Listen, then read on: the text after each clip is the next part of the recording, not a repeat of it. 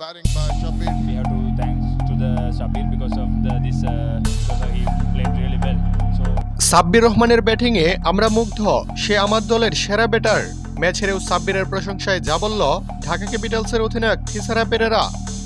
দর্শক, আজ দিনের দ্বিতীয় ম্যাচে চট্টগ্রামের বিপক্ষে আগে ব্যাট করতে নামে ঢাকা ক্যাপিটালস। এদিন ঢাকার হয়ে বিধ্বংসী ব্যাটিং করেছেন hard hitter batter Sabbir Rahman.